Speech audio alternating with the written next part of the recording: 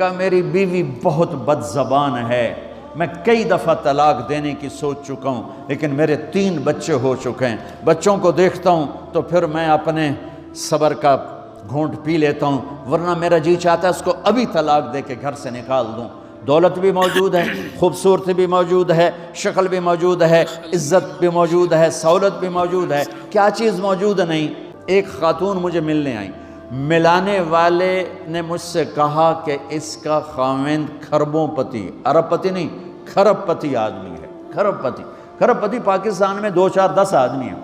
اس خاتون نے آ کر میرے سامنے بولنے سے پہلے ہی رونا شروع کر دیا، ورنہ پہلے کوئی عورت یا مرد آ کے دکھڑا سناتا ہے پھر روتا ہے، وہ روئی پہلے اور بعد وہ کہنے لگی مولانا صاحب مجھے لوگ بڑا خوش قسمت سمجھتے ہیں کہ میں بہت بڑے مالدار کی بیگم ہوں، لیکن میں لعنت بھیجتی ہوں اس کی دولت پر کہ اس کا رویہ ہی میرے ساتھ اچھا نہیں، تو میں ہیرے کے سیٹ کیا کروں، میں سونے چاندی کے سیٹ کیا کروں، میں یہ کروڑوں روپے کی گاڑی کو کیا کروں جب میرے خاوند کا رویہ ہی میرے ساتھ انسانوں والا نہیں ہے اور اس کے اخلاق اچھے نہیں ہیں۔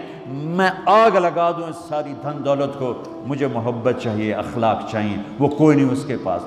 چند دن بعد دوسرا واقعہ سنا، ایک نوجوان بڑا خوبصورت، وہ بھی اسی طرح لیکن اتنا مالدار، کافی مالدار، وہ آ کے میرے پاس بیٹھ کے رونے لگا، مولانا صاحب اب میں کیا کروں، میری زندگی برباد ہو گئی، میرا اتنا عالی شان گھر ہے، اتنی اچھی میری کمائی ہے، آمدنی ہے، لیکن میں کیا کروں؟ یہ اسی کے الفاظ بتانے لگا ہوں، میری بیوی کی زبان 20 فٹ لمبی ہے، میں کہا رکھ دی کتنے 20 فٹ چاہتے،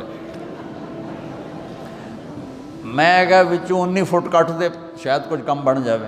کہا میری بیوی بہت بد زبان ہے، میں کئی دفعہ طلاق دینے کی سوچ چکا ہوں، لیکن میرے 3 بچے ہو چکے ہیں، بچوں کو دیکھتا ہوں تو پھر میں اپنے صبر کا گھونٹ پی لیتا ہوں، ورنہ میرا جی چاہتا ہے اس کو ابھی طلاق دے کے گھر سے نکال دوں۔ دولت بھی موجود ہے، خوبصورتی بھی موجود ہے، شکل بھی موجود ہے، عزت بھی موجود ہے، سہولت بھی موجود ہے، کیا چیز موجود نہیں؟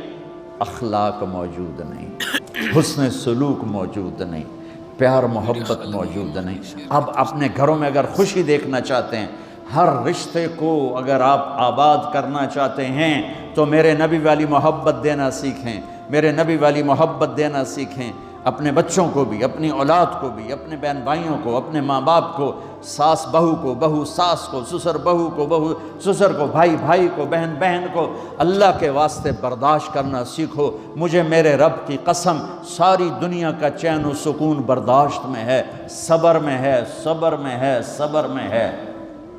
زبان ایک نوجوان میرے پاس آیا، کہا جی میری بیوی سے لڑائی ہوتی، مجھے کوئی تعویذ دو۔ میں نے کہا بیویوں پہ تعویذ اثر ہی نہیں کرتا۔ کہنے کا کیا کروں؟ میں نے کہا ایک عمل بتاتا ہوں، سنت عمل، کہ 1-2 لقمے اپنے ہاتھ سے بیوی کو کھلا دیا کرو۔ وہ کہنے لگا اس سے کیا ہوگا؟ میں نے کہا یہ تو تم دیکھو گے، پھر میں پوچھوں گا تم سے کیا ہوگا۔ میں نے کہا یہ سنت عمل ہے، اس سے محبت بڑھے گی۔ کوئی 8-10 دن گزرے تو اس کا فون ویسے آ گیا حال احوال پوچھنے میرا، تو مجھے اپنی بات یاد آ گئی۔ میں نے کہا میری بات پہ عمل کیا تھا؟ کہنے لگا نہیں۔ میں نے کہا کیوں؟ کہنے لگا شرم آتی۔ میں نے کہا لڑتے ہوئے شرم نہیں آتی؟ کبھی کوئی کمزور سے بھی لڑتا، عورت تو بیچاری کمزور ہے۔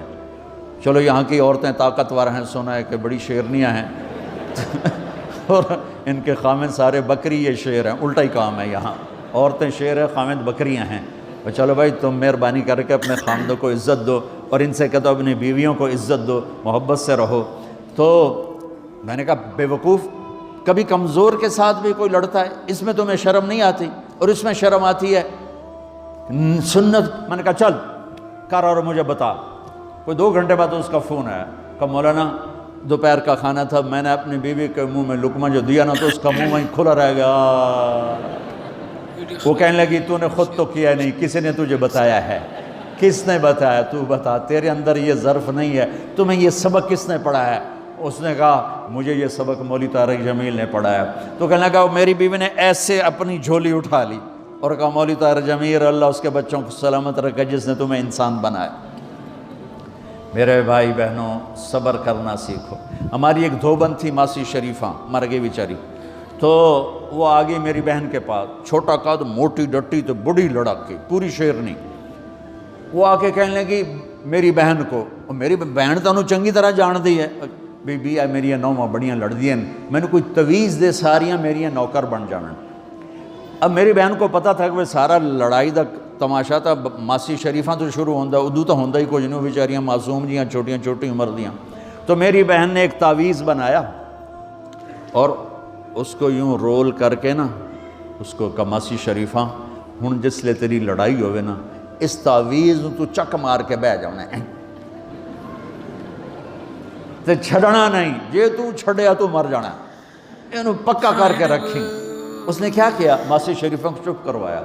اب ہمارا دیہاتی ماحول ہے، تعویذوں کی بڑا عقیدت ہے، صحیح تعویذ تو اثر کرتے ہیں لیکن اکثر تو ہیرا پھیری والے بیٹھے ہوئے ہیں سارے ہی، تو اللہ ماشاءاللہ۔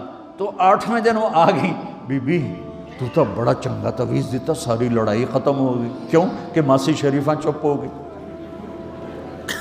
تو میں ان ساری مستورات کو یہ تعویذ دے کے جا رہا ہوں، یہ سب لے لو، یہ مرد بھی لے لو، اور جب کوئی جھگڑا ہو اے یہاں رکھ کے چپ کر کے بیٹھ جانا، آپ کی لڑائیاں ختم ہو جائیں۔ اگر آپ بولتے رہے تو پھر لڑائی ختم نہیں ہوگی۔ میرے نبی کی زندگی سیکھو، معاف کرنا سیکھو، محبت دینا سیکھو، ایسا نہ ہو کہ دو آپس میں بولتے نہ ہوں، ایسی بد اخلاقی سے بچو۔